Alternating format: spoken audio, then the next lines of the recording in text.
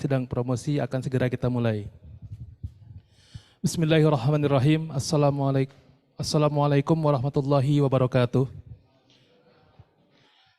Direktur Sekolah Pasca Sarjana Universitas Islam Negeri Syarif Hidayatullah Jakarta, para promotor dan tim penguji memasuki ruang sidang.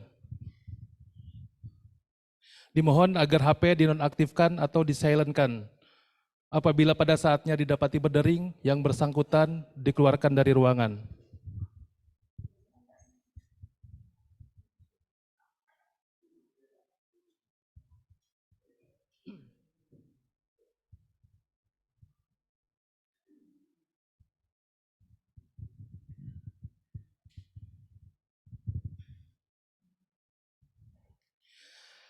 Sidang ujian promosi Dr. Ali Mursyid akan segera dimulai. Promopendus dipersilakan maju ke podium yang disediakan. Assalamualaikum warahmatullahi wabarakatuh. Sebelum ujian dimulai, saya minta ketegasan Promopendus. Apakah disertasi ini murni karya Anda sendiri ataukah karya orang lain? Karya saya sendiri, Prof. Apakah dalam disertasi ini ada unsur plagiarisme atau tidak? Tidak ada, Prof. Apakah Anda bersedia mengembalikan ijazah dan dicabut gelarnya apabila di kemudian hari dalam disertasi Anda ditemukan adanya plagiarisme? Bersedia. Saya ingatkan bahwa apabila ternyata di kemudian hari ditemukan unsur plagiarisme dalam disertasi ini, maka hal ini dapat berakibat pada pembatalan nilai dan pencabutan gelar akademik. Promovendus pada sidang ujian promosi doktor saat ini adalah nama Ali Mursyid, tempat tanggal lahir Cirebon 28 Juli 1976, pekerjaan dosen UIN Syarif Hidayatullah Jakarta. Pendidikan sarjana agama pada Fakultas Adab YN Sunan Kalijaga Yogyakarta lulus tahun 1999, Magister Agama pada program Pasca Sarjana YN Sunan Gunung Jati Bandung lulus tahun 2002. Program Doktor Sekolah Pasca Sarjana UIN Syarif Hidayatullah Jakarta. Promovendus akan mempertahankan disertasi berjudul Dimensi Kontekstual Tafsir Maqosidi, Analisis terhadap pemikiran Maqosid Perspektif Abdul Karim Hamidi. Dengan mengucapkan Bismillahirrahmanirrahim, sidang ujian promosi doktor saya buka. Saya mengucapkan terima kasih atas kehadiran para promotor, tim penguji, dan para hadirin dalam sidang ujian promosi doktor ini. Para promotor dalam sidang ujian ini adalah sebagai berikut. Profesor Dr. Said Agil Hussein Al-Munawar, Guru Besar dalam bidang fikih dan usul fikih pada Fakultas Usuluddin UIN Syarif Hidayatullah Jakarta. Profesor Dr. Hamdani Anwar, Guru Besar dalam bidang tafsir pada Fakultas Usuluddin UIN Syarif Hidayatullah Jakarta. Tim penguji lainnya adalah Profesor Dr. Zainun Kamaluddin Fakih, Guru Besar dalam bidang filsafat Islam pada Fakultas Usuluddin UIN Syarif Hidayatullah Jakarta. Profesor Dr. Ahmad Mukri Aji, Guru Besar dalam bidang ilmu fikih pada Fakultas Syariah dan Hukum UIN Syarif Hidayatullah Jakarta. Profesor Dr. Abdul Mustaqim, Guru Besar dalam bidang ilmu Al-Quran dan Tafsir pada Fakultas Usuluddin dan Pemikiran Islam UIN Sunan Kalijaga, Yogyakarta. Profesor Dr. Zulkifli, Guru Besar dalam bidang Antropologi Sosial Budaya pada Fakultas Ilmu Sosial dan Ilmu Politik UIN Syarif Hidayatullah Jakarta. Sidang ujian promosi Dr. Maswani, Lektor dalam bidang ilmu bahasa Arab pada Fakultas Tarbiyah dan Keguruan UIN Syarif Hidayatullah Jakarta. Selanjutnya, Promovendus dipersilakan menyampaikan temuan-temuan pokok dalam penelitian disertasi tanpa membaca teks selama 10 menit. Silakan. Assalamualaikum warahmatullahi wabarakatuh. Terima kasih kepada Ketua Sidang Prof. Dr. Zulkifli dan selaku Direktur Pasca Sarjana UIN Jakarta, dan yang kami hormati tim penguji, dan yang kami hormati para hadirin semua.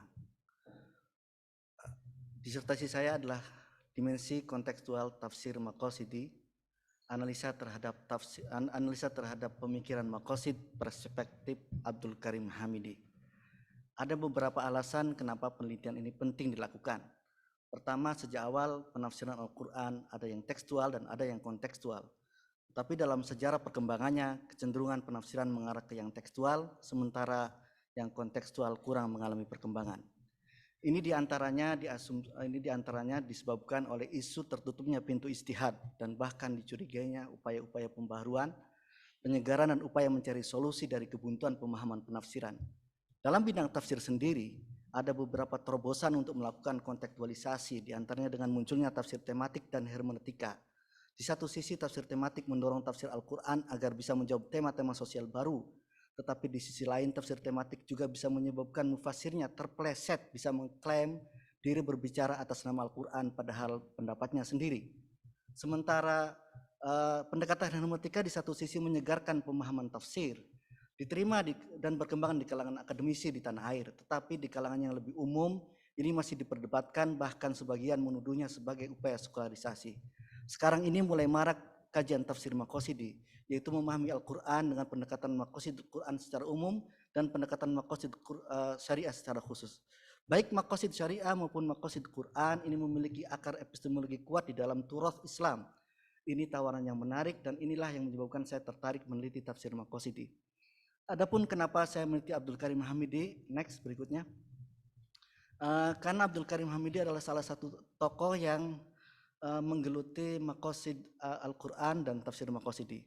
Abdul Karim Hamidi adalah intelektual muslim di Universitas Batna Al-Jazair. Al-Jazair adalah salah satu negeri yang merupakan rumpun negeri Maghrib Arabi yang terdiri dari Aljazair, Maroko, Tunis, Libya, dan Mauritania. Dan di Maghrib Arabi ini, rumpun negara-negara tadi itu kajian maqasid syariah, maqasidul Quran, maqasidus sunnah, maqasid tafsir dan lain-lain itu berkembang pesat. Selain itu di Maghrib Arabi, terutama di Maroko, Aljazair dan lain-lain, masyarakatnya beragama Sunni Maliki yang tentu saja sangat akrab dengan maqasid dan maslahah. Karena itu banyak dilakukan konferensi-konferensi tentang maqasid, baik maqasid syariah, maqasidul Quran dan lain-lainnya. Sehingga meneliti pemikiran maqasid tokoh bernama Abdul Karim Hamidi adalah meneliti pemikiran seorang tokoh yang ibnu zamanihi di dalam istilah Arab. Kemudian berikutnya, Abdul Karim Hamidi juga memiliki karya tentang maqasidul Quran yang berjudul Maqasidul Quran min Tashra'il Ahkam. Di dalam karyanya ini beliau menjelaskan maqasidul syariah, maqasidul Quran, persamaan perbedaannya dan bagaimana menafsirkan Al-Quran dengan maqasid. Pemikiran Abdul Karim Hamidi yang tertuang di dalam karya tersebut adalah tentang maqasidul Quran yang sangat berguna di dalam penafsiran berbasis maqasid atau tafsir maqasidi, yang bisa menjadikan tafsir menjadi tidak tekstual semata tetapi lebih kontekstual dan berorientasi pada kemaslahatan. Orientasi kemaslahatan pada dalam maqasidul Quran Abdul Karim Hamidi ini dikaitkan dengan tafsir maqasidi, maka bisa menjadikan tafsir atau pemahaman Al-Quran yang sejalan dengan orientasi penafsiran kontekstual dan bukan penafsiran tekstual semata. Dan di antara penafsiran yang sekarang dianggap menjadi alternatif sebagai penafsiran kontekstual dan relevan dengan perkembangan zaman di antaranya tafsir maqasidi. Di antaranya adalah penafsiran dengan maqasid menurut Abdul Karim Hamidi. Selain itu semua pemikiran Abdul Karim Hamidi tentang maqasid belum ada yang meneliti. Tujuan penelitian ini ada 3, sesuai rumusan masalahnya adalah untuk menganalisa konstruksi pemikiran maqasid Abdul Karim Hamidi. Yang kedua untuk menganalisa mengapa Abdul Karim Hamidi memiliki konstruksi pemikiran maqasid dalam memahami Al-Quran. Yang ketiga untuk mengkritisi dan menguji sejauh mana Ibu nggak kelihatan. penafsiran dengan perspektif maqasid ini dapat melakukan kontekstualisasi secara teoritis dan secara aplikatif. Kemudian penelitian terdahulu. Next berikutnya. Next. Penelitian terdahulu karena penelitian ini menyangkut pemikiran maqasid menurut tokoh, maka saya menelusuri tokoh-tokoh penelitian terdahulu terkait maqasid yang menurut tokoh. Saya mendapatkan 28 tokoh yang sudah diteliti oleh penelitian terdahulu baik dalam maupun luar negeri, yaitu Umar bin Khattab, maqasid menurut Umar bin Khattab, maqasid menurut Imam Malik, maqasid menurut Al-Juwaini, maqasid menurut Imam Al-Ghazali, menurut Ibnu Atiyah, menurut Ibnul Arabi, menurut Izzuddin bin Abdus Salam, menurut Asy-Syatibi, menurut Rasyid Ridho, dan seterusnya. Maqasid menurut Said Nursi, menurut Ibnu Ashur, menurut Asy-Syinkiti, menurut Muhammad Al-Ghazali, menurut Abdullah Daraz, menurut Abdul Halim Hasan, menurut Maqasid, menurut Kuntawijoyo, menurut Toha Jobir Ulwani, menurut Hasan Hanafi, menurut Yusuf Qaradawi, menurut Ahmad Raisuni, menurut Izzuddin Ibnu Kasnid, menurut Yasir Auda, Wasfi Asur Abu Zaid, menurut Quraish Shihab, dan menurut Abdul Mustaqim, menurut Syekh Abdurrahman Habangka, dan lain-lain, dan semuanya ada 28 tokoh yang saya telusuri dan belum ada yang meneliti menurut Abdul Karim Hamidi. Sementara penelitian lainnya, karena saya meneliti juga dari dimensi kontekstualnya, maka saya menelusuri penelitian terdahulu terkait maqasid yang dikaitkan dengan dimensi kontekstualnya. Ada 33 penelitian yang saya sudah telusuri dan yang terkait dengan maqasid dan dimensi kontekstualnya, dan belum ada yang menyinggung atau meneliti menang dimensi kontekstual maqasid Abdul Karim Hamidi.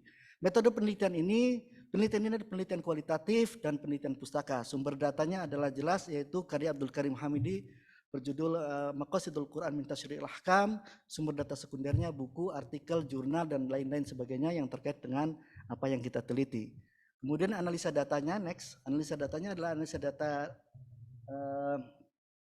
analisa datanya adalah deskriptif analitis, pendekatannya studi tokoh, pendekatan menggunakan teori kontekstual, yaitu kontekstual Abdullah Said, Abid Al-Jabiri, dan teori makna dan magzina Nasr Hamid Abu Zaid. Kesimpulannya ada 3.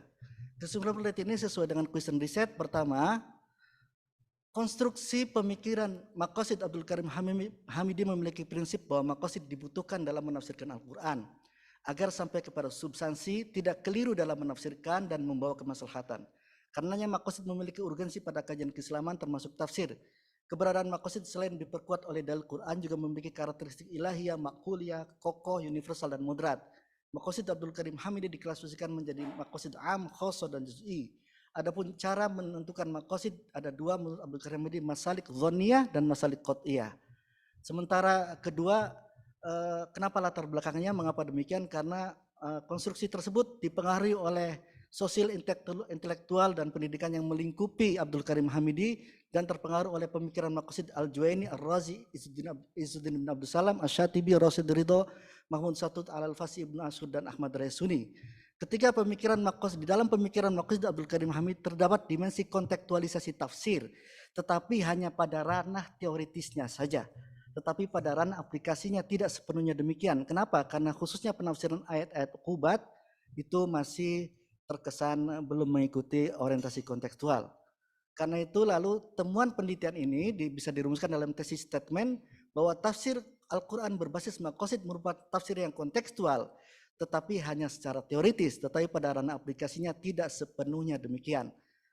Temuan penelitian ini membantah penelitian terdahulu Audit Rosid yang menyimpulkan bahwa maqasid adalah pendekatan yang digunakan intelektual kontemporer untuk menghindar dari beban syariat, karena penelitian saya mengatakan bahwa tidak itu, tetapi untuk kontekstualisasi. Sementara penelitian ini sejalan dengan apa? Dengan penelitian terdahulu yang menyimpulkan bahwa penafsirkan Quran dengan pendekatan maqasid adalah tafsir kontekstual, namun ada kekurangan yang sehingga tetap perlu dikembangkan. Ini sebagaimana menurut Yasir Auda, Wa'il Bihallak, Jamila Taulut, Abdul Mustaqim, Aksin Wijaya, Abdullah Said, dan Syairon Samsudin. Hasil penelitian ini tidak sepenuhnya sejalan, jadi biasanya sejalan dan hanya membantah temuan saya, tidak sepenuhnya sejalan dengan hasil penelitian yang mengatakan bahwa tafsir maqasid pasti kontekstual. Itu sebagaimana dikatakan oleh Mas Tajul Islam, Wasfi Asur Abu Zaid, dan lain-lain. Rekomendasi penelitian ini, next, perlu digalakkan penelitian-penelitian lanjutan khususnya mengenai perspektif, metodologi, dan aplikasi serta produk tafsir maqasid agar terus dikembangkan sebagai diskursus teoritis akademis untuk bisa menemukan teori, metodologi, dan aplikasi tafsir maqasid yang bisa memproduksi tafsir yang relevan dan memberi hidayah bukan hanya untuk era Nabi dan sahabat, tetapi untuk era sekarang. Diperlukan forum-forum serius, baik berbentuk workshop, konferensi, maupun simposium yang berkelanjutan untuk membicarakan, mendiskusikan, merumuskan bangunan pengetahuan dari mulai perspektif, epistemologi, metodologi, sampai produksi aplikasi tafsir Al-Quran berbasis maqasid di kalangan intelektual muslim di tanah air. Hal ini pernah dilakukan di Maghrib Arabi, tapi belum maksimal. Demikian presentasi saya. Terima kasih. Baik, terima kasih Saudara Promovendus. Kita lanjutkan penguji pertama, Profesor Dr. Zainun Kamarudin Fakih. Dipersilakan mengajukan pertanyaan dalam waktu 10 menit. Silakan. Baik, terima kasih. Assalamualaikum warahmatullahi wabarakatuh. Waalaikumsalam. Terima kasih Pak Ketua Sidang dan Pak Direktur. Juga yang terhormat pada Bapak Pembimbing semuanya dan Pak Penguji, Profesor Penguji, dan kemudian pada Saudara Ali Mosid. Ya, selamat pada Anda. Mudah-mudahan ya bisa lulus ya, harapkan itu kan. Amin, amin. Ya, amin. Saya mulai dari judul ya, dimensi kontekstual, ya kan? Iya. Apa yang Anda masukkan yang kontekstual? Ada yang tekstual dan ada kontekstual. Ya, yang saya maksudkan kontekstual adalah lawan dari tekstual. Sebuah Apa itu? ya, kalau tekstual itu memaknai, memahami, menafsirkan, menjelaskan teks sesuai bunyi teksnya saja, harfiah. Sementara kontekstual adalah dikaitkan dengan konteks yang sedang terjadi. Baik konteks. Anda ketemu dengan tafsir tekstual. Ada tafsir apa? Maksudnya, Prof? Ada tafsir tekstual? Ada. Itu saja karena tafsir tekstual, saya temukan tafsir tekstual adalah tafsir di kalangan para ikhwan kita yang teroris, Prof. Itu tekstual banget. Umpamanya waqtulul musyrikina haitsu wajadtumuhum, bunuhlah orang-orang musyrik dimanapun kalian temui. Maka kalau ketemu orang musyrik mereka bunuh. Nah, itu yang dilakukan oleh. Benar ada seperti itu Anda temui? Saya dengar ayat itu. ISIS menafsirkannya seperti itu, Prof. Ya. ISIS. Ya, saya membaca pendapat juga tidak seperti itu. Ada konteksnya juga dong. Ya kan? Ada konteksnya. Itu hati-hati ya di saat Anda membelah tafsir. Kan? Atau itu terjemahan yang Anda lihat. Ya. Itu satu ya. Mohon maaf, Prof, kalau di tafsirnya memang tidak ada yang setekstual itu, tetapi kemudian diperlakukan oleh kelompok-kelompok ekstremis itu dengan cara tekstual. Berarti itu tafsir tekstual, Prof. Kalau di dalam kitab-kitab tafsir memang tidak ada yang waqtulul musyrikin haitsu wajadtumuhum, artinya seperti bunuhlah orang-orang musyrik dimanapun kalian berada, asal musyrik dibunuh. Memang nggak ada. Tetapi nyatanya kaum teroris menggunakan ayat-ayat itu untuk melakukan peperangan kepada orang yang tidak sepaham dengan mereka dan pakai dalil-dalil seperti itu. Fador beriqab, bunuhlah, penggalah lehernya. ISIS memenggal leher itu di YouTube, Prof. Dan itu kita bisa lihat semua. Pakai ayat itu. Jadi itu kan penafsiran juga, Prof. Karena gini ya, untuk sebuah tafsir orang memahami itu banyak pendekatannya. Ada sosial, ada politik, ada ekonomi, ada geografi, itu banyak pendekatannya itu. Jadi tidak bisa dilihat satu pendekatan. Iya, Prof. Ada pendekatan politik, ada pendekatan ekonomi, ada pendekatan sosial, ada pendekatan budaya. Satu ayat dilihat itu. Iya, Prof. Jadi jangan dibelah kayak gitulah ya. Iya, Prof. Kemudian Anda berbicara juga tentang sebentar.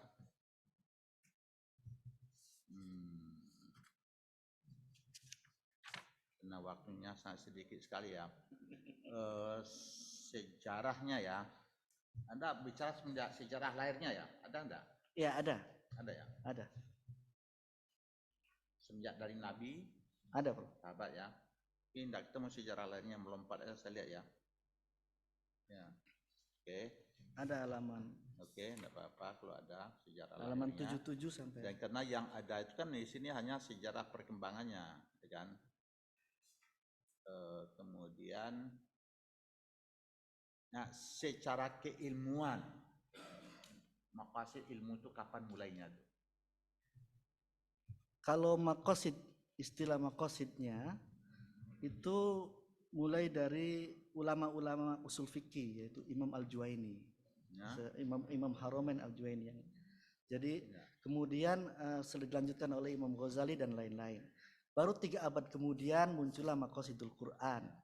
Baru tahun 2000-an muncullah istilah tafsir Maqasidi. Secara keilmuan Ya. itu seperti itu. Tetapi sejarah perkembangannya, prakteknya mulai ada sejak zaman Nabi dan sahabat, Prof.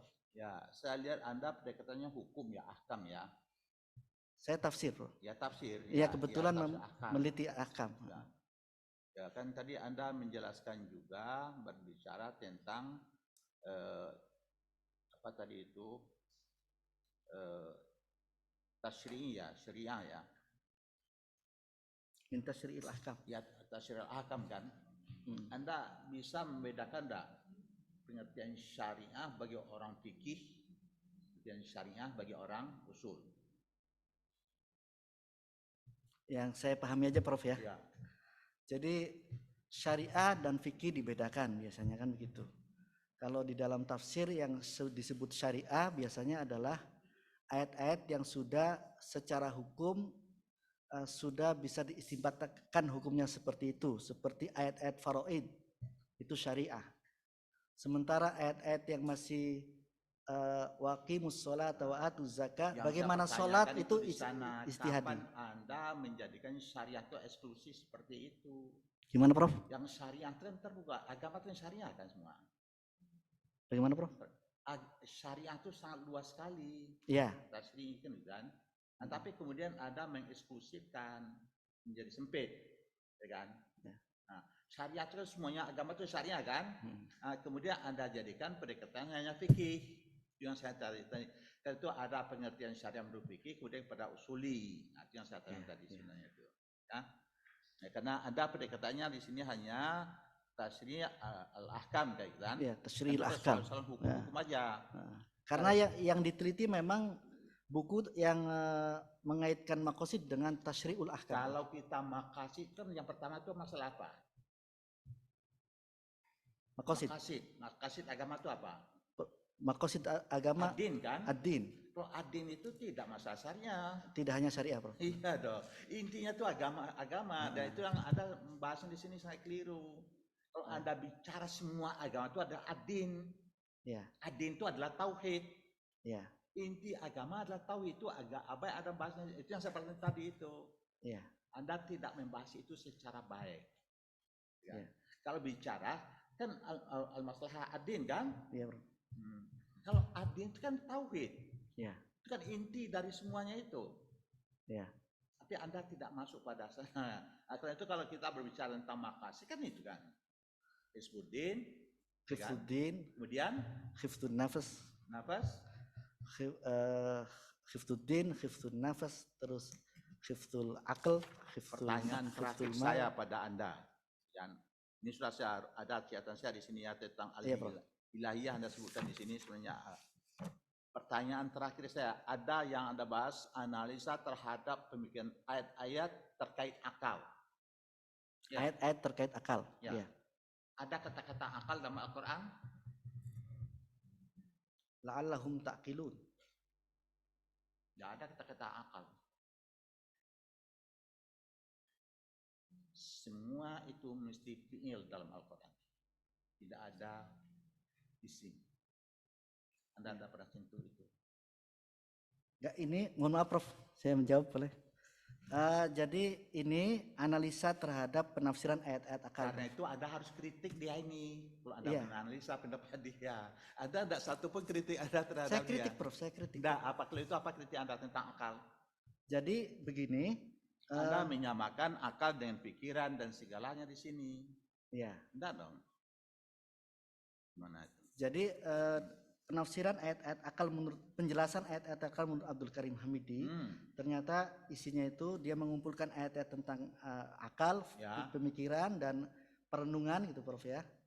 Itu intinya nanti kita harus mengaktifkan akal secara aktif dan baik dan harus menambah ilmu pengetahuan, dan ini artinya sejalan dengan konteks sekarang, Prof. Kritikan Anda? Kritikan saya tentu adalah analisa sesuai dengan dengan pisau yang saya gunakan, yaitu pisau tafsir kontekstual. Pisau tafsir kontekstual akal di masa lalu, akal di masa sekarang kan. Akal di masa sekarang adalah difungsikan sekuat-kuatnya untuk ilmu pengetahuan, dan Abdul Karim Hamidi Baik seperti itu, masa Prof. lalu, masa sekarang, dan masa akan datang, di dalam Al-Quran tidak ada kata-kata akal. Akal itu apa maknanya itu? Nah dia fiil. Kalau fiil itu kan kata kerja. Ya, Akal manusia itu harus berproses selalu ke depan, ya, selalu menjadi. ya. Tidak ada singgung itu. Ya, Kemudian siap, Anda Prof, tidak siap. membedakan juga jiwa itu apa. Sama enggak antara nafs dengan roh. Ini kan Anda menulis masalah itu kan. Nanti ada roh sama nafs di lain bagian, Prof. Iya. Akal, jadi li islah apa penafsiran li islahil fardi itu tergantung pada dibagi menjadi 3, li islahil akal, li islahil nafas, li islahil ruh. Iya. Jadi semuanya positif di situ.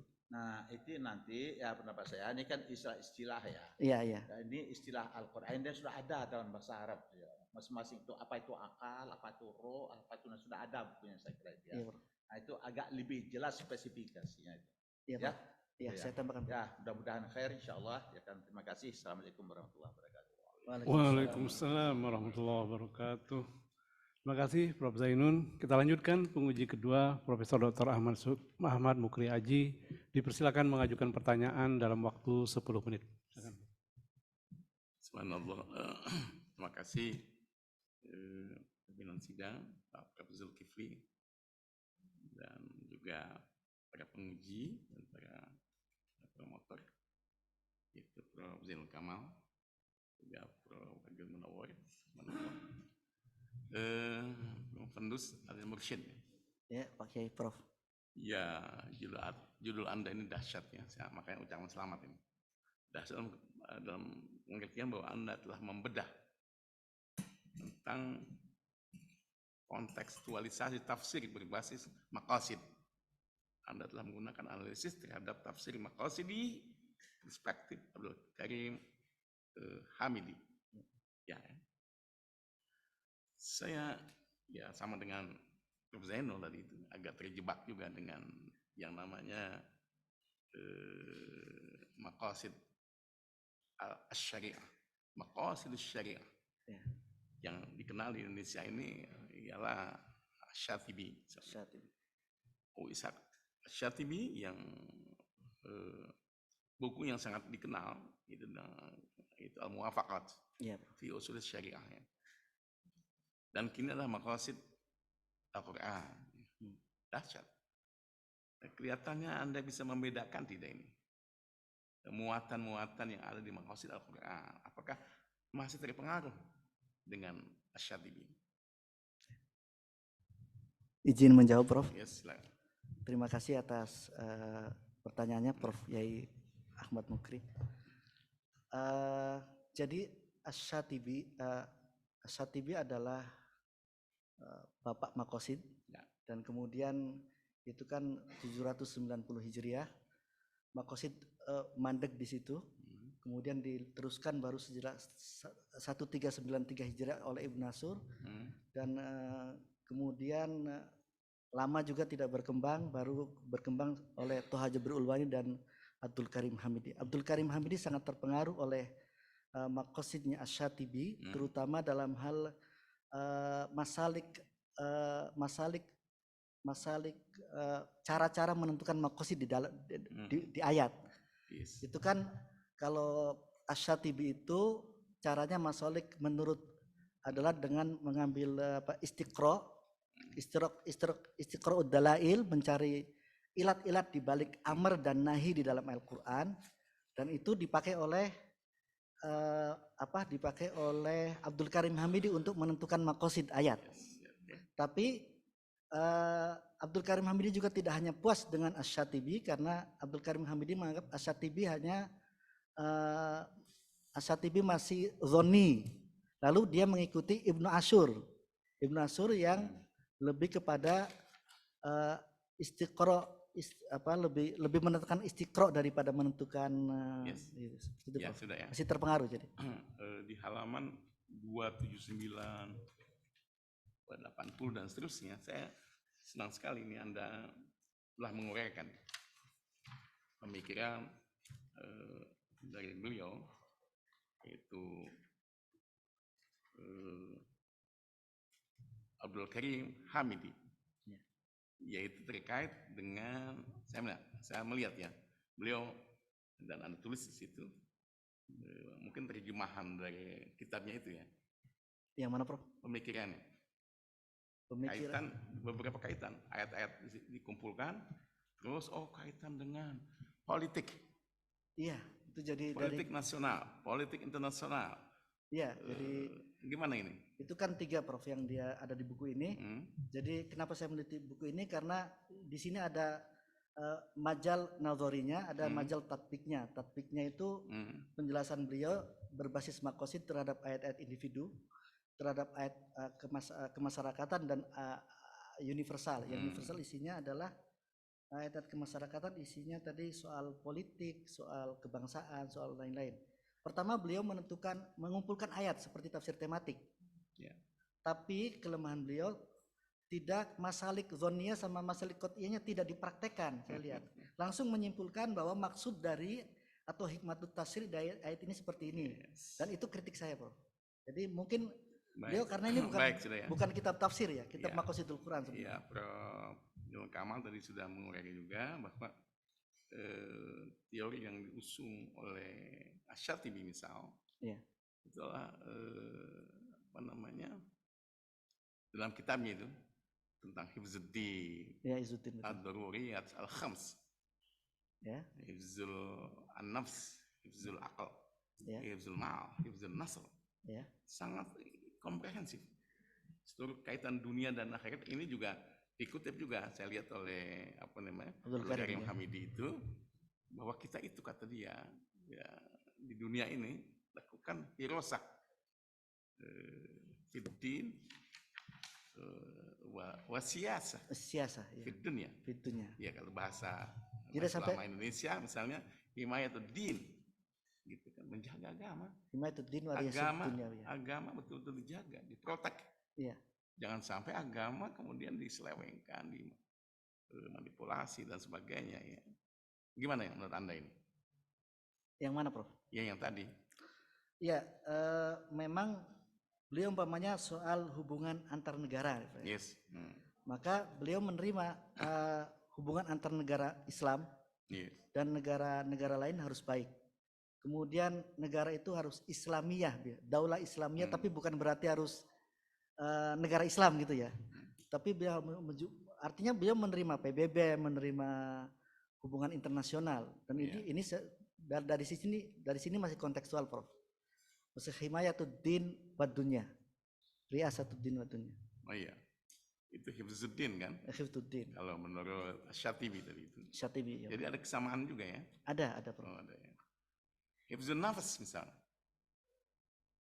bagi Asy-Syatibi, menurut Abdul Karim Al-Hamidi.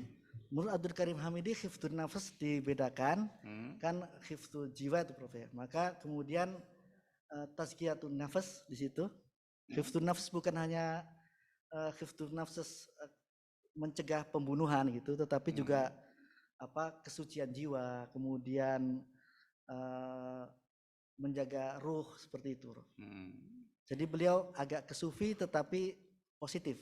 Nilainya spiritual ya. Tasawuf kan? Iya, tasawuf juga. Tambahan di situ. Ya menurut Anda ya. Kemudian hifzul akal. Nah, hifzul akal tadi disinggung oleh Pak Prof Janun Kamal. Hifzul akal itu di situ menurut Abdul Karim Hamidi, hifzul akalnya menjaga diri dari akal, menjaga akal maksudnya. Kalau dulu kan menjaga akal tidak boleh minum khamar gitu sih, Prof ya. Yes. Kalau ini harus ilmu pengetahuan, harus mengikuti perkembangan zaman, harus mengembangkan pengetahuan seperti itu. Dan itu berdasarkan ayat-ayat yang dia kumpulkan, intinya kepada pengembangan pengetahuan. Dan itu sangat positif. Yes. Yang sangat relevan dengan ini, yaitu misalnya hifzun nasl. Gimana hifzun nasl? Nah, hifzun nasl itu, Prof. Ada dua sisi beliau. Beliau pro dengan kesehatan reproduksi, Prof ya. Tetapi kalau urusan orang berzina, maka hukumannya tetap harus seperti ada yang disyariatkan oleh Al-Quran, harus rajam. Jangan sampai dirombak gitu ya. Seperti itu, Prof. Itu yang saya kritik, bahwa mungkin jumhur ulama itu kan karena syariah ya, tetapi menurut para pemikir baru itu tidak kontekstual. Menurut pisau yang saya gunakan, menurut Abdullah Said, Nasr Hamid Abu Zaid, Abid Al-Jabiri, dalam hal ini, dalam hal ukubat, potong tangan, rajam, Abdul Karim Hamidi masih seperti itu. Dan itu terpengaruh oleh Ibnu Ashur dan itu terpengaruh oleh Asy-Syatibi, Prof. Ya. Ya beliau ini kan seorang dokter ya. Profesor doktor. Dan di Al-Jazair. Al-Jazair. Oke. Batna University, Prof. Yes. Hifzul mal, kaitannya gimana? Hifzul mal, kaitan korupsi dan lain sebagainya. Nah, itu kalau hifzul mal, beliau di sini pertama hifzul mal li ahli dan hifzul mal kemasyarakatan, Prof. Jadi ada dua, mal untuk keluarga dan mal untuk kemasyarakatan. Dan nah, hifzul mal ini menarik. Beliau tetap tazkiyatun nafs, tapi mal itu harus. Yes. Ini berbeda dengan mohon maaf, sebagian kaum sufi yang menganggap zuhud itu harus miskin. Nah, beliau kritik itu. Ya, baik, sudah ya. Terima kasih Pak Ketua Sidang. Assalamualaikum warahmatullahi wabarakatuh. Waalaikumsalam. Waalaikumsalam warahmatullahi wabarakatuh. Terima kasih Prof. Priaji. Kita lanjutkan penguji berikutnya yang ada di ruang Zoom. Profesor Dr. Abdul Mustaqim dipersilakan mengajukan pertanyaan dalam waktu 10 menit. Silakan Prof.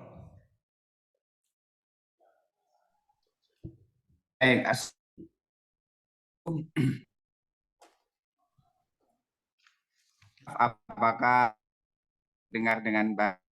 Ya, kedengaran. Baik, hormat yang para pengujinya dari Syarif Hidayatul Wajah. Tidak lupa terus ya yang mengucapkan ya apresiasi draft disertasi ini. Menurut imat saya keren ya, akan mengangkat tentang kontekstual tafsir analisa terhadap pemikiran maqasid perspektif Abdul Karim yang memang akhir-akhir ini atau setidaknya ya teori dalam kajian-kajian tafsir ada di bahkan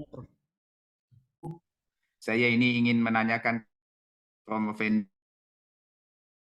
Jadi di dalam disertasi sifatin amas catatan yang jadi judul tarikhiyah penting mengenai bicara yaitu mengenai halis syariah mu'allalah. Yang perdebatan ini ada pada Islam klasik ya, antara Mu'tazilah dengan kaum Asy'ariyah. Apakah syariat itu bisa dicari ilatnya atau tidak? Nah, itu sebenarnya basis pertama kalinya yang harus didiskusikan. Perdebatan akademik mengenai maqasid diawali dari perdebatan apakah syariatnya untuk menemukan. Nah, di sini golongan. Dan saya besok kan saya kira perlu diberi bahan bab itu sebagai contoh, saudara Promoven. Oke. Saya membaca bahwa salah satu argumen di dalam disertasi saudara bahwa Abdul secara teori itu tafsirnya adalah, tetapi secara kontekstual. Mengapa terjadi split of personality pikiran secara teori, tapi saya kontekstual. Boleh Tes. Ya, terima kasih Prof. Karena putus-putus, jadi apa yang saya tangkap tadi ada 2 pertanyaan ya. Am syariah, mu'allalah, amla. Ya. Yang kemudian kenapa terjadi split perbedaan antara teori tafsir maqasid di Abdul Karim Hamidi dengan aplikasinya. Yang pertama, apakah syariat itu perlu ilat atau tidak? Kalau menurut Abdul Karim Hamidi di dalam masalik tafsir litatbik untuk menetapkan maqasidnya itu beliau untuk hal-hal yang terkait ibadah tidak perlu mu'allalah. Jadi kenapa sholat itu 5 waktu, kenapa puasa itu Ramadan, itu tidak perlu ditaklil. Itu kelihatannya ini masih mengikuti jumhur ulama ya. Memang ada kelompok yang mengatakan semuanya bisa ditaklil, tetapi maqasid Abdul Karim Hamidi mengikuti yang mu'allalah hanya fi masail ibadah, fi masail muamalah saja. Fi masail muamalah saja, sementara masalah fi muamalah wal adah, sementara masalah akidah dan masalah ibadah itu ghairu mu'allalah. Kemudian kenapa terjadi split atau perbedaan antara teorinya dan prakteknya? Itulah kegelisahan saya sejak lama Prof, sehingga kemudian ini juga mungkin ini terpengaruh oleh Ibnu Ashur. Ibnu Ashur itu juga seperti itu. Tafsirnya secara teoritis memang at-tafsir lima solehil ibad, asy-syariah lima solehil ibad. Tetapi kemudian ketika wasariqu wasariqatu faqta'u, ya tetap harus potong tangan. Tidak ada pilihan lain. Nah, itu juga diikuti oleh Abdul Karim Hamidi. Jadi kenapa demikian? Itu karena mengikuti atau terpengaruh oleh Abdul Karim oleh Ibnu Ashur, dan Ibnu Ashur juga terpengaruh oleh Asy-Syatibi. Asy-Syatibi mengatakan maqasidus syariah itu bukan maqasidun nas, tetapi maqasidus syariah. Maqasidus syari' maksud Allah di balik ayat Quran. Jadi tetap teologis, Prof. Tetap teologis, bukan antropologis. Ya. Saya potong. Tapi ingin mencari bahwa tahu bahwa itu maqasid. Padahal kita tahu kan ada masuk tangkap ada yang kemudian pertanyaan kita memastikan bahwa dari Mohon maaf Prof, karena putus-putus ya, saya setangkapnya aja. Bagaimana menentukan itu maqasid atau bukan gitu ya? Itu syari gitu. Oh, itu maqasid syari atau bukan gitu ya. Kalau kan itu perdebatan di Al-Muwafaqat di Asy-Syatibi, itu ada jilid 2-nya, maqasid syariah, maqasidul mukallaf, maqasidus syari'. Jadi kalau umpamanya sholat, maka maksud Allahnya adalah supaya aqimus sholata li dzikri. Nah, maksud annasnya, maksud mukallafnya adalah kemudian dia ingat kepada Allah. Jadi manfaat, kalau maqasid linnasnya itu manfaat dari syariat itu. Sementara maqasid syari'nya adalah maunya Allahnya. Jadi, nah maunya Allahnya itu seperti itu. Itu Prof, mungkin Prof. Mohon maaf karena putus-putus itu. Baik, oke. Berikutnya, mendapat kritik penulis saudara promo calon dokter. Bisa diulangi Prof, mohon maaf Prof. Putus-putus Prof. Halo? Ya? Ya. Nggak kedengar. Bisa didengar? Belum mendapatkan tajam promovendos terhadap penulisan minta syri'il Abdul Karim. Jadi disertasi itu ini mengatakan madza alaihi, itu satu. Mahia al-uyubat, mahia al-mumayyizat min zalikal kitab, ya al-madrus, ya. Unggulan apa kemudian poin penting adalah kekurangan menurut saudara Promovendus? Ya, mohon maaf lagi-lagi Terkait dengan teori makosid. mumayyizat wal uyubat itu yang ditanyakan Prof? Ya, uyubatnya mana? Uyubatnya aja, uyubatnya.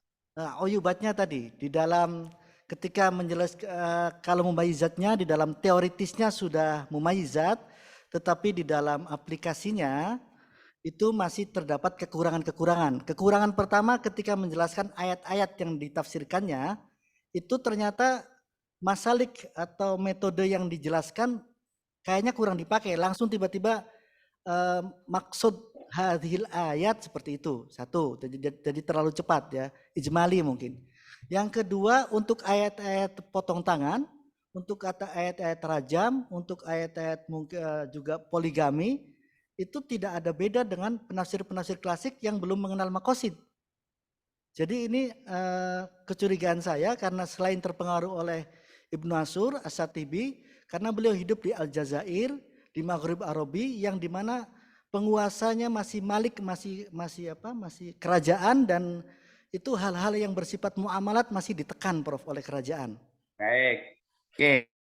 Ya. Bentar ya, oke. Saya mendapati setelah saya baca buku itu ya.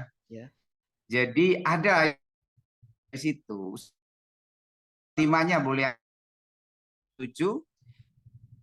Makosidnya Karim Hamidi ini masih sentris.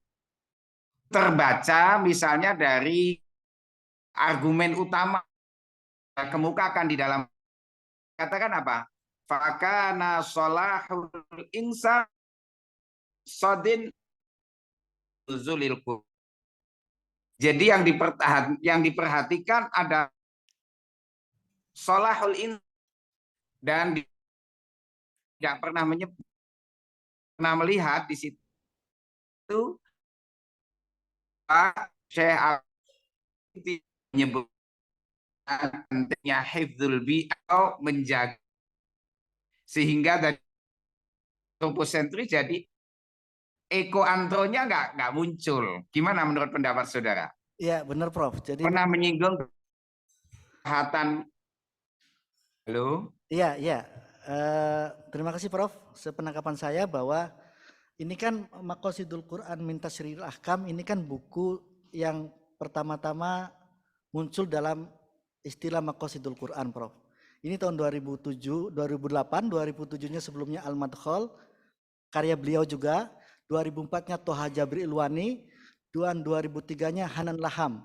Nah, karya Hanan Laham dan Toha Jabri Ulwani itu lebih antroposentris daripada Abdul Karim Hamidi, itu kritikan saya. Persis seperti Prof bilang bahwa Maqasidul Quran Abdul Karim Hamidi masih sangat teosentris. Karena teosentris Prof, masih teosentris menurut saya.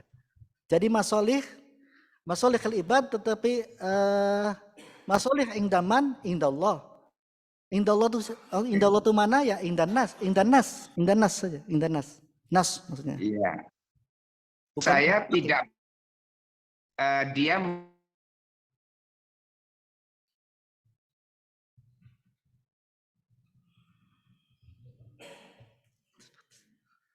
putus Prof, suaranya hilang.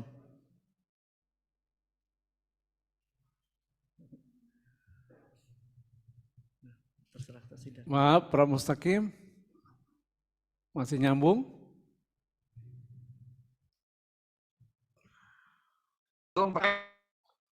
Model integrasi ke mana komentar saudara? Oh ya, kalau mau diintegrasikan, maka rekomendasi saya karena melihat kekurangan-kekurangan tadi, maka rekomendasinya tafsir Maqasidi itu tidak bisa menjadi kontekstual kalau di-combine dengan diintegrasikan dengan perspektif humanisme, kesetaraan gender, dan perspektif kekinian. Tapi tetap dalam koridor syariah dan fikih, Prof. Baik, terima kasih. Waalaikumsalam warahmatullahi wabarakatuh. Terima kasih Prof Mustaqim. Maklum karena jaringannya ya. Ya, kita lanjutkan ke penguji dan sekaligus pembimbing Profesor Dr. Hamdani Anwar. Dipersilakan mengajukan pertanyaan dan penguatan untuk disertasi ini dalam waktu 10 menit. Terima kasih. Assalamualaikum warahmatullahi wabarakatuh. Waalaikumsalam warahmatullahi wabarakatuh. Yang saya hormati Ketua Sidang Profesor Zulkifli, para pembimbing Profesor Said Agil Hussein Al-Munawar, para penguji Profesor Zainun Kamal, Profesor Mukri Aji, dan Profesor Abdul Mustaqim, dan terutama Promovendus Ali Mursyid. Alhamdulillah sampai tahap akhir ya. Terima kasih, Prof. Anda angkatan 2016. Nah, sekarang 2023. Nanti 7 tahun. Ya. Ini cukup meresap ilmunya ya. Orang masak itu makin lama bumbunya meresap. Nah, ini Ketuaan, juga gitu ya. Meresap sehingga sangat mendalam sebaliknya. Baik, Anda menulis tentang dimensi kontekstual tafsir Maqasidi, analisa terhadap pemikiran Maqasid, perspektif Abdul Karim Hamidi. Ya. Apa sih yang dimaksud Maqasidi itu apa sih? Kan kalau tafsir Maqasidi itu sifat mausuf. Ya, gimana Maqasidi. Maknanya itu apa jadinya? Yang bersifat maqasid. Maksudnya apa Maqasid dalam bahasa Indonesia bagaimana itu? Tafsir Al-Quran dengan pendekatan Maqasidul Quran secara umum dan Maqasidul Quran itu apa? Ungkapkan dalam bahasa Indonesia istilah itu. Maqasidul Quran adalah maksud Allah yang terkandung di dalam ayat-ayat Al-Quran. Ya, itu ya. Kalau tafsir apa? Tafsir adalah bayanu ma fil Quran min hukmihi wa ma'anihi bitaqatil basyariyah. Ya, artinya upaya untuk menjelaskan maksud ayat Quran, betul? Iya, ya betul. Kalau gitu ada double itu. Tafsir ya. Itu menjelaskan maksud Al-Quran, kemudian ditambah maqasid, maksud lagi. Ya. Bagaimana itu? Jadi mirip-mirip Prof ya. Jadi iya, ini artinya ada dua istilah double yang artinya sama atau serupa. Tafsir adalah upaya untuk menjelaskan makna dan tujuan dari ayat-ayat Al-Quran. Dari segala seginya ya. Tujuan. Maqasid tadi saya tanya apa? Maqasidus syariah artinya tujuan diturunkan syariat atau tujuan dari syariat. Betul kan? Iya, betul. Kalau gitu tafsir Maqasidi adalah upaya menjelaskan tujuan ayat Al-Quran. Terus apa? Tujuan lagi. Jadi Maqasidinya gimana itu? Ya, terima kasih Prof. Jadi gimana? Coba jelaskan. Kalau boleh saya jelaskan. Jadi kan kalau di dalam sejarahnya memang istilah maqasid ini muncul di kalangan usul fikih dulu. Al-Juwaini, kemudian baru 3 abad kemudian muncul di kalangan ulama ulumul Quran dan tafsir. Seperti ada di Al-Burhan fi ulumul Quran karya Az-Zarkashi, itu ada bab mengenai maqasidul Quran. Dan itu maksudnya adalah maqasid nuzulil Quran. Jadi kalau itu maqasid nuzulil Quran, artinya tujuan diturunkannya Al-Quran. Kalau tafsir tadi menjelaskan kandungan ayat Al-Quran. Nah, tujuan, kandungan, dan macam-macam kan? Iya. Jadi serupa dong. Maka tadi saya tanyakan ketika tafsir Maqasidi, tafsir adalah menjelaskan makna, tujuan ayat-ayat Al-Quran dari segala seginya. Maqasidi gimana?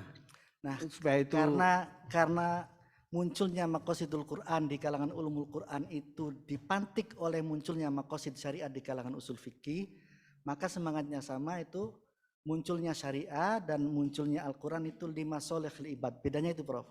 Antara definisi tafsir secara umum itu maksud Allah dalam Al-Quran, Sementara kalau maqasidul Quran, maksud Allah di dalam Al-Quran lima solihil ibad. Jadi ada tekanan kemaslahatannya, Prof. Iya, jadi untuk menjelaskan tujuan hukum-hukum Al-Quran gitu ya. Iya, iya. Kalau gitu apa bedanya dengan tafsir ahkam? Bagian dari tafsir ahkam. Pendekatan dalam tafsir ahkam bisa menggunakan pendekatan maqasid. Sebentar, apa yang dimaksud bagian dari tafsir ahkam tadi? Karena tafsir ahkam menjelaskan atau menerangkan ayat-ayat yang terkait dengan hukum-hukumnya kan? Iya. Ya. Kan, maqasidus syariah juga tentang hukumnya. Hukum-hukum juga. Iya. Nah, bagaimana bedanya antara tafsir maqasidi dengan tafsir ahkam? Kalau tafsir ahkam kan menganalisis hukumnya, kemudian menentukan umpamanya Al-Qurtubi atau Al-Qurtubi mengenai ayat homoseksual umpamanya. Maka dibandingkan hukuman bagi pelaku homoseksual menurut Imam Syafi'i seperti ini, menurut Imam Hambali seperti ini, itu hanya itu saja. Tapi di tafsir Ruwa'iul Bayan fi tafsir ayatil ahkam Ali As-Sabuni itu setelah ayat hukum lalu analisis bahasa, analisis hukum, baru hikmatut tasyri. Nah itu tafsir maqasidi, Prof. Ada hikmatut tasyri, ada ya, karena bagian dari muradif atau istilah lain dari maqasid adalah hikmatut tasyri, Prof. Ya. Kapan istilah maqasidis syariah muncul pertama kali? Maqasidus syariah muncul pertama kali. Ya, itu kan dasarnya maqasidus syariah kan? Iya. Nah, sekarang maqasidus syariah itu kapan? Kalau tokoh yang menulis di dalam satu buku istilah itu maqasid syariah itu Asy-Syatibi, Prof. Syatibi. Kalau istilah sebelumnya Asrarus Syariah, Tahsinus Syariah, yang lain-lain itu dari sebelumnya maqasidus syariah. Jadi yang pertama Asy-Syatibi. Kemudian ada Al-Ghazali. Al-Ghazali dengan Asy-Syatibi duluan mana? Dulu Al-Ghazali. Al-Ghazali. Kenapa Anda mengatakan Al-Syatibi dulu? Al-Ghazali juga mengungkapkan maqasidus syariah itu ada 5 juga. Kalau Al-Ghazali itu murid dari Imam Al-Juwaini. Imam Al-Juwaini punya kitab Al-Burhan fi usul fikih. Di situ ada Asrarus Syariah. Dia nyebutnya Imam Al-Ghazali itu Doriyatul Khams, Kuliyatul Khamsah, Prof. Jadi tujuan universal dari syariat, tapi belum menggunakan istilah maqasid syariah. Baru Asy-Syatibi di Abdul Karim ini abad berapa? Kalau Abdul Karim ini aja tahun 2008, Prof. Jadi masih hidup. Oh, masih hidup. Kenapa Anda milih Abdul Karim dan tidak milih Asy-Syatibi? Dia pionirnya. Kalau Asy-Syatibi satu sudah banyak yang meneliti, Prof. Tadi ada begitu. Kalau Abdul Karim belum. Ini Anda mestinya disebutkan itu ya. Kajian tentang Asy-Syatibi banyak ya. Iya, banyak. Bahkan dulu 25 tahun yang lalu teman saya itu sudah membahas Asy-Syatibi ya. Di Al-Muwafaqat itu ketika kita kuliah S3 juga. Nah, beliau disertasinya 25 tahun yang lalu itu tentang Asy-Syatibi itu juga ya, lebih malah. Dia tahun 90 lah. Berarti berapa? 30. Ya, yang lain ya. Baik. Kemudian jadi memilih Abdul Karim Al-Hamidi karena belum ada yang meneliti. Asy-Syatibi sudah banyak yang kaji, ini belum gitu ya. Ibnu Asyur juga sudah banyak. Ya, saya pernah nulis tentang Ibnu Asyur dan tafsir maqasidinya ya. Nah, kemudian dalam kaitan ini apa tadi mungkin sudah ditanyakan oleh Profesor Mustaqim ya. Anda jawabannya belum jelas. Apa keunggulan dari maziyat apa keunggulan dari karya Al-Hamidi ini? Terima kasih, Prof. Mohon izin menjawab. Ada beberapa keunggulan bisa disebutkan. Satu, Maqasidul Quran min Tasyri'il Ahkam ini adalah walaupun tahun 2008, tapi ini adalah kitab atau karya awal-awal yang menuliskan Maqasidul Quran secara mustaqillah, secara independen. Karena sebelum apa bedanya dengan Asy-Syatibi? Apakah Asy-Syatibi tidak mustaqillah? itu makosid syariah, Prof. Kalau ini makosidul Quran. Oh, masuk. Jadi beda ya? Beda istilahnya. Makosidul Quran. Ya. Oke, terus lainnya? Selain itu, makosidul Quran Syatibi ini bukan, kan ada perdebatan tahun 2000 itu di Maroko, apakah tafsir makosid itu berbasis makosid syariah atau berbasis makosidul Quran. Itu sampai tahun 2010 masih ada debat seperti itu. Nah ini tahun 2008 beliau sudah menyatukan antara tafsir makosid itu ada makosidul Quran dan di dalamnya ada makosid syariah. Baru kemudian di Aljazair dan Kuwait ada konferensi yang bahwa tafsir makosid itu memang menggunakan dua pendekatan itu, makosidul Quran dan makosid syariah. Dan beliau mendahului konferensi itu keunggulan lainnya. Keunggulan lainnya juga walaupun ya. Anda mengatakan ketika di Maroko di Rabat ya? Iya di Rabat. Di King Hasan V. Nah, itu saya ingat karena saya juga itu ya. Ya. Hasan Al-Khomis, kalau bahasa saya Hasan Al-Kelima itu ya. Itu didiskusikan tentang tafsir Makosidi. Ya, Prof. Sehingga ada yang berpendapat awal munculnya tafsir Al-Makosidi itu dari Maroko itu. Ya, Prof. Padahal sebelumnya Thohir bin Asyur sudah menulis, cuma tidak secara eksplisit diungkapkan. Ya. Tadi dikatakan itu tahun 2010 atau tahun 2012 ya. Itu tentang penyatuan makosidi tafsir dan makosidi syariah dan makosidil Quran. Iya. Terus Anda mengatakan Al-Hamidi tahun 2008 telah mendahului itu.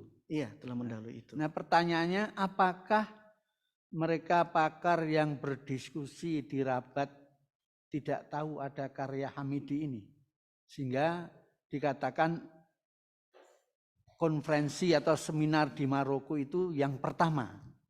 Gimana itu? Sebetulnya konferensinya di Aljazair tahun 2013, Prof. Jadi itu masih yang ada di Rabat ada di juga Rabat itu ya, sebelumnya. di Osda 2007 itu kalau betul. Kalau yang di Osda ya di 2007 yang di situ ada Ar-Raisuni, dia pengikut Ar-Raisuni.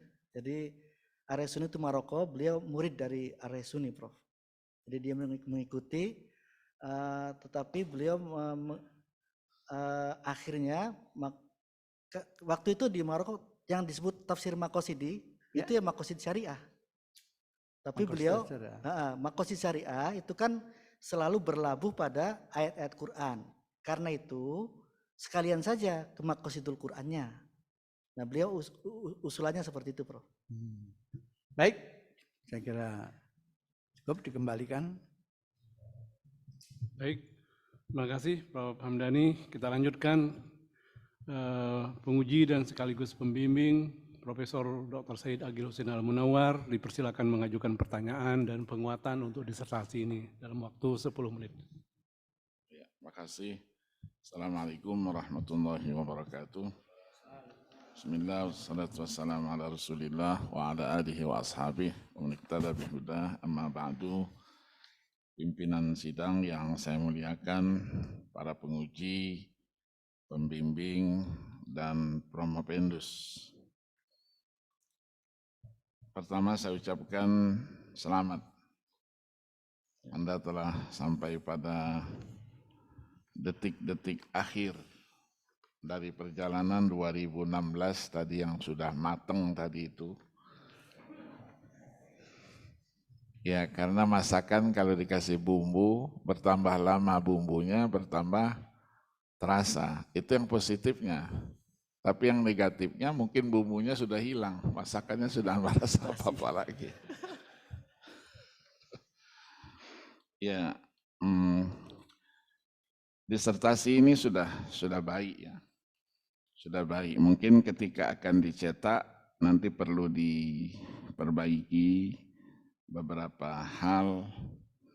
Yang pertama, tadi perdebatan istilah maqasid itu muncul kapan? Itu karena sejarahnya tidak diungkap. Kalau sejarahnya diungkap, Di sini disebut tokoh-tokohnya, ada Tirmidzi Al-Hakim. Tirmidzi Al-Hakim itu yang pertama kali menulis dengan asror, ilal. Ya, ada yang menulis tentang ma'ani, al-hikam. Ya, itu ada Al-Amiri, ada Babawai, dan seterusnya. Sampailah muncul tokoh-tokoh berikutnya. Tapi ketika mengungkap sampai Al-Qarafi, setelah Qarafi itu ada Al-Baydawi. Setelah Al-Baydawi itu ada Najmuddin At-Tufi. Nah setelah itu ada lagi Ibnu Taimiyah, Ibnu Qayyim Al-Jauziyah. Dari Ibnu Qayyim Al-Jauziyah langsung lompat Syatibi. Padahal di tengah-tengah itu ada lagi As-Subki, Al-Asnawi. Ya, jadi dilengkapi nanti sejarah itu. Jadi sehingga tidak muncul pertanyaan tadi istilahnya apa, memang sudah muncul maqasid. Tidak. Sebelumnya istilah lain. Ya, ada al-ghayah, al-ghayah, ya, dan seterusnya. Nah, kemudian tadi ada juga disebut dengan istilah tahsinul Quran, kata tahsin. Ya, maqasid itu dengan tahsin. Bukan tahsin, mahasin. Mahasin. Ya, jangan salah nanti. Ya, mahasinuha, makarimuha. Itu maqasid, itu istilah-istilah yang disampaikan oleh tokoh mutaakhirin, ya, Al-Fas, ya. Anlal Al-Fasi itu. Oke, kemudian ada beberapa tokoh di sini, ada Al-Asfahani, kemudian ada tokoh-tokoh lain. Ya, kenapa dibiarkan saja tidak dikasih tahun? Akan saya berbagi, Prof. Lupa itu, Prof. Iya, lupa. Di sebagian ada dikasih, sebagian belum. Iya, sebagian ada. Saya mencari yang tidak ada. Kalau yang ada memang ya saya koreksi semua, saya coret-coret semua. Tapi tertinggal juga. Ya, tertinggal juga. Ya, tanpa tahun wafat itu halaman 28, kemudian 82. Nah, At-Tirmidzi Al-Hakim, ya, pada halaman 82 itu dituliskan meninggalnya 269. Betul? Ya, saya tulis seperti itu, Prof. Iya, betul, 269. Mungkin betul, Prof. Nggak hafal saya, Prof. Kalau mungkin salah, iya. Kalau mungkin betul, nggak mungkin. Dia setelahnya Imam At-Tirmidzi yang muhaddis. Iya.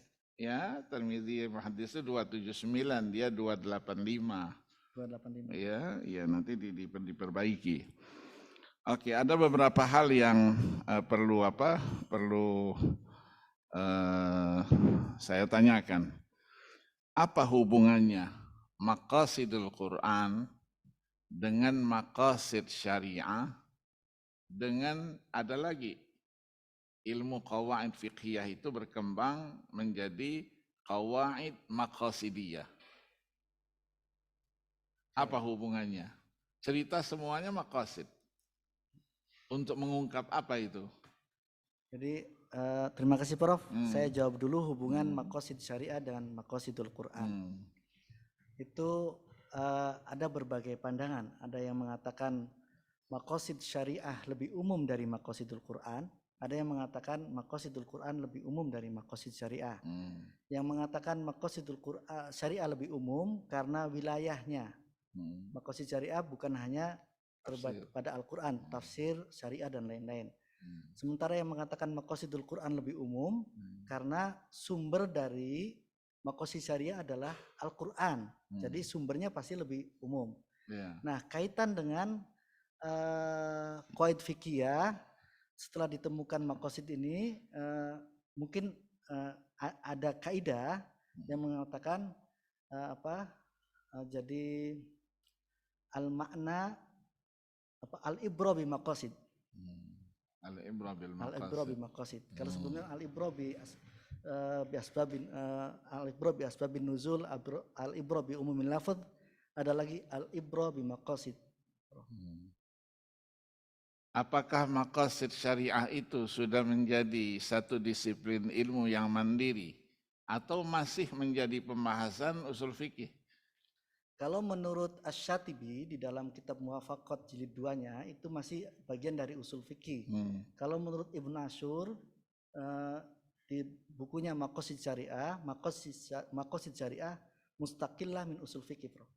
Dia mandiri dan terlepas dari usul fikih. Siapa di belakang Ibnu Asyur? Setelah Ibnu Asyur itu siapa tokoh-tokoh yang mendukung bahwa Maqasid Syariah sudah ilmun mustaqil? Ada Nuruddin Al-Khadimi, Prof. Muridnya. Kemudian Ahmad Resuni juga masuk sebetulnya. Tapi kemudian ada juga yang memperdebatkan kan bahwa tetap ke usul fikih, tetapi kelompok pengusung Maqasid lebih ke Ibnu Asyur bahwa itu ilmu tersendiri. Makanya kitab yang kemudian berkembang menjadi ilmu Maqasid Syariah, Prof. Yang menulis ilmu Maqasid Syari', ilmu Maqasid Syariah. Ilmu Maqasid Syari' itu Al-Khadimi. Nuruddin Al-Khadimi. Iya, terus yang ilmu Maqasid Syariah siapa yang menulis? Lupa, Prof. Iya, tokoh dari Saudi. Ya, Yaqub Abdul Wahab Hussein yang baru meninggal 2 tahun yang lalu itu. Yang keduanya Abdul Aziz bin Abdurrahman bin Rabi'ah. Jadi mereka mendukung tetap menjadikan Maqasid Syariah itu sebagai satu disiplin ilmu yang mandiri, ya, ilmu yang mandiri. Nah, mereka berangkat dari tadi itu yang menjadikan Maqasidul Quran itu lebih umum dari Maqasid Syariah karena Al-Quran itu sudah lengkap. Iya. Nah, ayat yang menyatakan bahwa tidak ditinggalkan sama sekali sesuatu pun dalam Al-Quran itu. Itu apa bunyinya? A'udzubillahi minasyaitonirrajim. Bismillahirrahmanirrahim. Ma faradna min kitabi min syai'. Min syai'. Nah, apa kira kalau ditanya, kenapa Allah tidak berfirman ma faradna fil kitabi minasy-syai'? Dia nakirah, tidak ma'rifah. Min syai'. Kenapa min syai' ya? Kan terjemahannya sesuatu pun. Pun itu kan syai'-nya itu, nakirah itu. Ya umum, Prof. Karena berarti itulah usul fikih.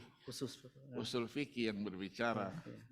An-nakiratu fi siyaqin nafi ta'ummu. Syai' nakirah ada ma. Ta'ummu. Artinya walau kana qalilan, katsiran, saghiran, kabiran, halan, mustaqbalan, semuanya ada dalam Al-Quran. Maka Imam Syafi'i simpulkan itu dalam Ar-Risalah itu kan di fakrah yang 55 itu. Falaisa tanzilu manzila bi ahadin min ahli hadinillah illa wa fi kitabillah sabilu al-huda fiha. Di semuanya ada. Jadi jangan nyalahkan Al-Quran kalau mencarinya tidak ada. Kitanya yang tidak kenal Al-Quran. Iya, Prof. Ya, Al-Quran sudah jadul segala macam kan, yang tidak ngerti, baca juga tidak pernah. Iya kan? Oke. Nah, kemudian di sini dikaitkan bahwa Maqasidul Quran kaitan dengan ilmu dengan itu. Apakah Al-Quran itu kitab ilmu pengetahuan? Apakah Al-Quran itu kitab ilmu pengetahuan? Nah, di sini ulama ulumul Quran dan ulama tafsir berbeda pandangan. Apakah di dalam Al-Quran ada seluruh ilmu pengetahuan ataukah atau hanya isyarat-isyaratnya saja, kan begitu, Prof. Imam Asy-Syafi'i mengatakan seluruh ilmu pengetahuan awail wal awakhir kana fil Quran, ada semua di dalam Al-Quran. Sementara beberapa ulama yang lain mengatakan tidak, Al-Quran hanya ada isyarat-isyaratnya saja. Yang berpendapat seperti ini seperti Al-Farmawi dan Prof. Quraisy. Kenapa? Berarti Al-Quran bukan kitab ilmu pengetahuan. Bukan. Kenapa? Kitab ilmu pengetahuan tetapi ijmalan, Prof. Bukan. Kalau kitab ilmu pengetahuan itu didasari oleh teori-teori. Iya. Eksperimen, at-tajarub al-ilmiyah. Eksperimen itu senantiasa berubah. Kalau dia terjadi perubahan terus, berarti Al-Quran itu berubah. Kalau berubah dia hadis baru dia tidak qadim. Ya, kalau qadim Berarti dulu diturunkan dari Lauhul Mahfuz tidak seperti itu. Ya, kalau ditanya begini, bukan, tapi di dalamnya ada isyarat-isyarat ilmiah yang apabila kita cari apapun permasalahan umat. Jadi itulah yang kemudian yang mau jalan pintas itu disebut dengan istilah tafsir maudhu'i. Tematik.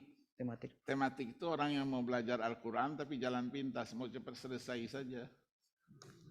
Cari judulnya, cari, ada enggak gitu. Kadang-kadang dicocok-cocokkan. Ya, maka sekarang dikeluarkan panduannya.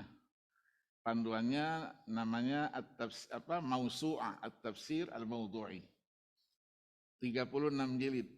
Sudah terbit. Iya, 36 jilid ya, ditulis oleh Nukhbatun minal ulama. Ya, kalau yang tafsir bil ma'tsur kan ada Al-Qur'an dengan Al-Qur'an, Al-Qur'an dengan hadis. Itu cuma 26 jilid ya. Kalau yang 36 jilid, 26 jilid, itu kitab itu tidak perlu dibaca. Dilihat saja sudah kenang. Dilihat saja sudah kenyang ya, tidak usah dibaca. Oke.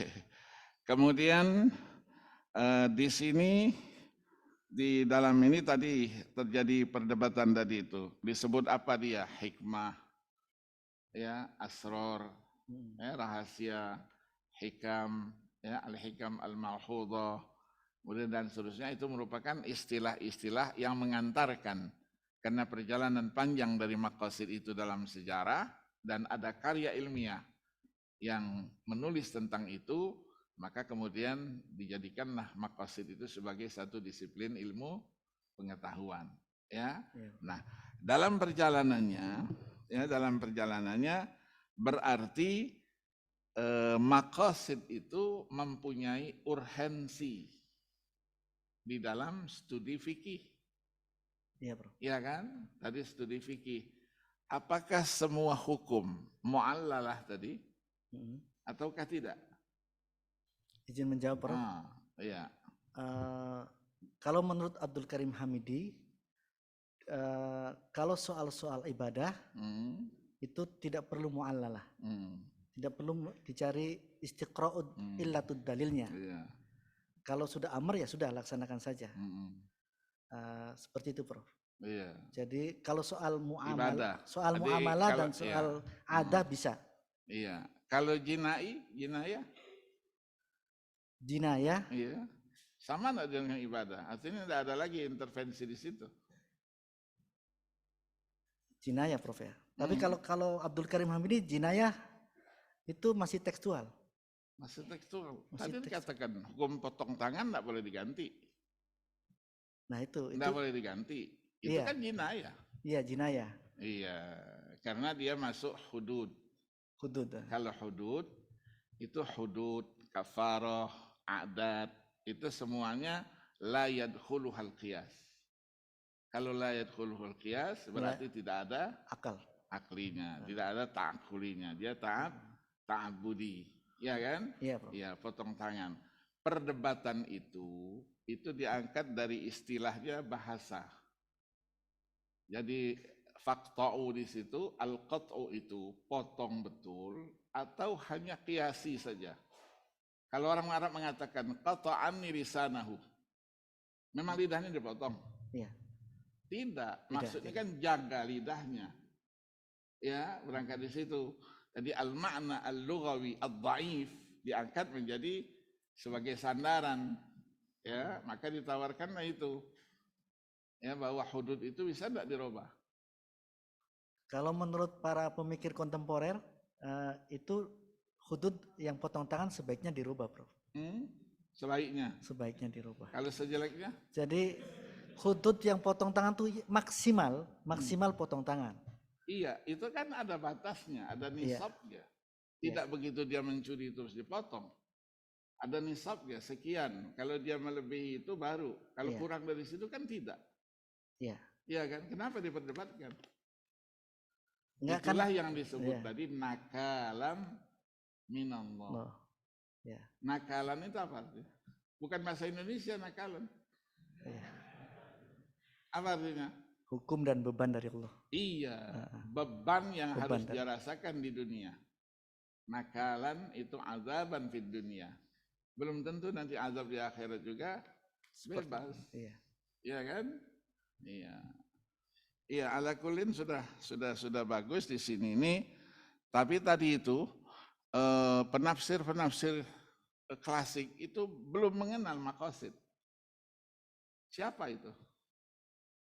Maksudnya Prof? Nah, tadi penjelasan Prof. Mapendus tadi, karena mufassir klasik belum kenal dengan maqasid itu. Siapa itu? Orangnya siapa? Siapa mufassir yang paling besar, misalnya Tabari? Belum kenal maqasid dia. Perasaan saya tidak mengemukakan begitu, Prof. Oh, Jadi tadi, iya, itulah karena tadi bumbunya sudah hilang, jadi rasa masakannya sudah. saya tidak mengatakan begitu, Prof. Mungkin tidak menggunakan istilah maqasid, tetapi hikmatut tasyri ahdafu hadis surah. Saya hadis catat filmnya. Oh iya, Saya catat. kesalahan Iya, bicara, iya, Prof. Mohon maaf. iya. Jadi dari penafsiran yang tidak mengenal maqasid. Maka saya tanya, manhum? Makanya saya tadi itu, ya, maka kalau berbicara maqasid, hati-hati ngomong juga harus didasari Iya, dengan maqasid supaya orang jangan salah apa? Iya, iya, Prof. Ya ala kullin mabruk ya. Walaupun nanti diumumkan belum tentu lulus kan enggak apa-apa. Amin. Iya, Prof. Amin. Amin, amin. Yang ini amin. Ya, jangan amin deh. Tak lulus dia ingin ngulang lagi, Masya Allah. Mabruk ya, terima kasih. Ya, nanti diperbaiki, kita cetak yang bagus insya Allah. Terima kasih. Assalamualaikum warahmatullahi wabarakatuh. Waalaikumsalam warahmatullahi wabarakatuh. Terima kasih Prof. Agil. Selamat ya, Prof. Mapendus sudah sampai pada tahap ini. Beberapa hal saya kira catatan-catatan dan masukan perlu dicatat ya, diperbaiki nanti, termasuk judulnya itu, nah yang baku itu analisis apa analisa? Saya pakai analisa. Iya, saya tanya yang bakunya yang mana? Nanti saya perbagi, Prof. Analisa atau analisis? Yang bakunya analisis ya. Analisis ya. Terus seandainya kata analisis terhadap itu dihilangkan, berubah nggak artinya? Berubah, Prof. Karena ini kan Tidak. tidak Ya, ya. berubah. Semua tulisan itu isinya ada analisisnya ya. Oh ya, siap, Semuanya siap, Prof. analisis. Siap, Prof. Jadi itu basa-basi. Ya, ya. Judul basa-basi itu dihilangkan ya. Ya, ya, ya. Daripada Anda ditanya baku atau tidak baku, hilangkan aja. Ya, ya, ya. Siap, Prof. Siap. Terus lahirnya kapan tokoh ini? Lahirnya 1957 ya. Nggak ditulis di sini ya? Ada di sini di Halaman berapa, ayo? Udah, nanti ditulis ya. ada, Prof. Ada. Iya, bab 3, Prof. Di biografi itu nggak ada ya. Nanti ditulis ya, dilengkapi ya. Iya, ya, Prof. Ya. Selamat Ali Mursyid ya. Udah nanti aja nyarinya. Ya. Pertanyaan-pertanyaan dari tim penguji telah selesai.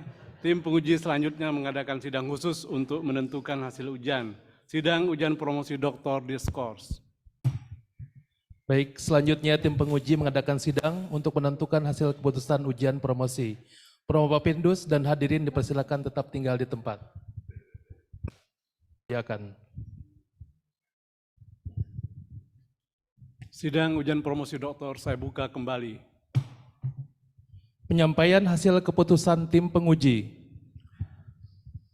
Setelah memperhatikan hasil-hasil ujian semester saudara Prof. Mapendus selama studi pada program S3 dengan nilai rata-rata 85,14. Disertasi dan jawaban-jawaban Prof. Mapendus atas pertanyaan-pertanyaan yang diajukan oleh para penguji dengan nilai rata-rata 90. Maka sidang tim penguji menetapkan bahwa Prof. Mapendus dinyatakan lulus dengan predikat yudisium sangat memuaskan. Indeks prestasi kumulatif 3,74. Dengan hasil yang telah ditetapkan ini, Prof. Mapendus diberi gelar Doktor Pengkajian Islam dalam bidang tafsir dengan segala hak, kehormatan, dan kewajiban yang melekat pada gelar doktor tersebut. Anda adalah doktor yang ke-1466, Sekolah Pascasarjana UIN Syarif Hidayatullah Jakarta. Saudara berkewajiban, 1. Memperbaiki kesalahan dan memasukkan data tambahan sesuai saran dan komentar para penguji. 2. Menerbitkan disertasi yang telah diperbaiki oleh penerbit yang kredibel, lengkap dengan ISBN, dan terbebas dari plagiasi, serta dapat diakses secara online. Apabila di kemudian hari ditemukan adanya plagiasi, maka promovendus terkena sanksi pembatalan gelar doktor. 3.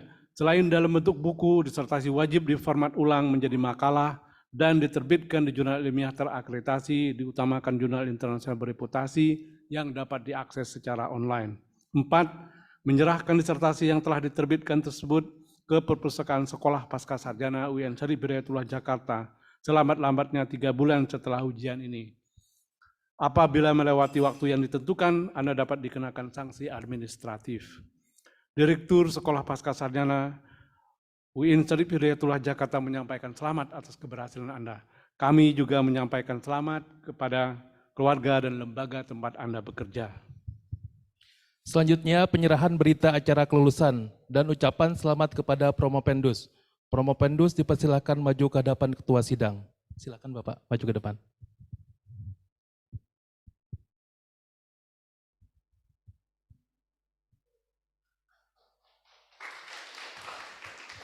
Silakan kembali lagi Bapak.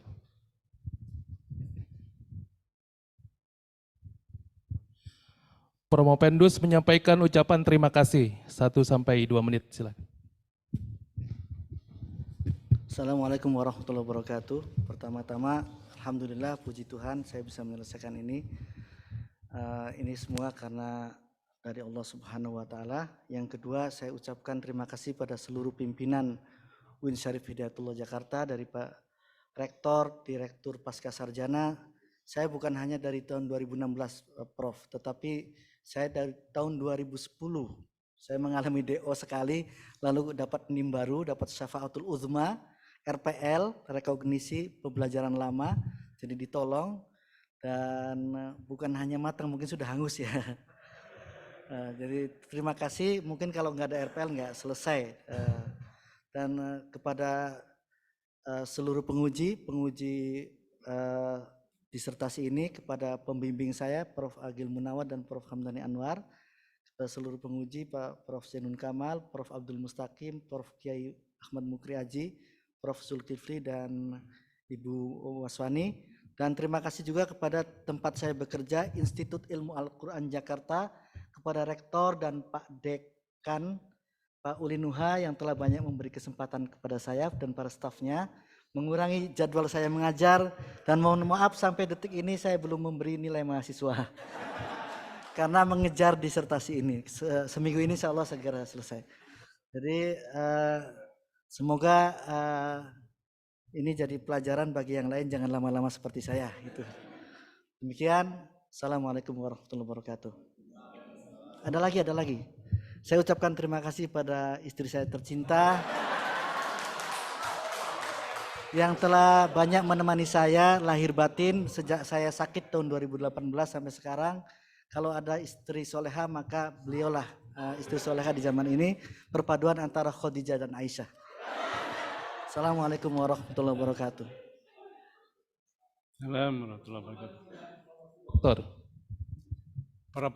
Para promotor dan tim penguji, Profesor Dr. Sayyid Agil Husainal Munawar, Profesor Dr. Hamdani Anwar, Profesor Dr. Zainul Kamaluddin Fakih, Profesor Dr. Ahmad Mukri Aji, Profesor Dr. Abdul Mustaqim, Profesor Dr. Zulkifli, Dr. Maswani, serta hadirin sekalian, dengan mengucapkan Alhamdulillahirrahmanirrahim, sidang ujian promosi Dr. Ali Mursyid saya tutup.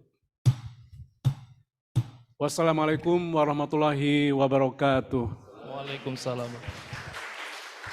Selanjutnya pengambilan foto dokumentasi Promopendus beserta tim penguji.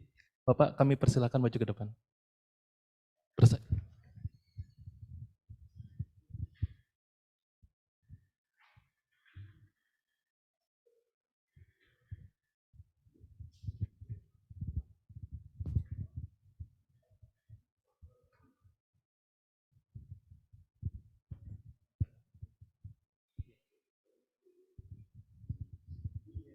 Dimohon untuk melihat ke kamera.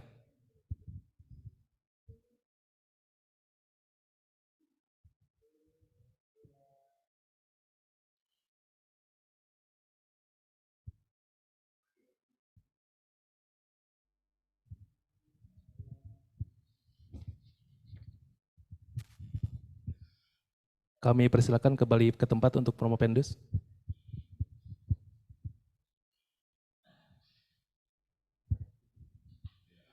Dr. Ali Mursyid beserta keluarga diharap maju ke tempat yang disediakan untuk menerima ucapan selamat. Direktur Sekolah Pasca Sarjana Universitas Islam Negeri Syarif Hidayatullah Jakarta, promotor dan tim penguji beserta hadirin dipersilakan menyampaikan ucapan selamat. Silakan. Demikian sidang promosi doktor pada siang hari ini. Kurang lebihnya mohon maaf. Wassalamualaikum warahmatullahi wabarakatuh.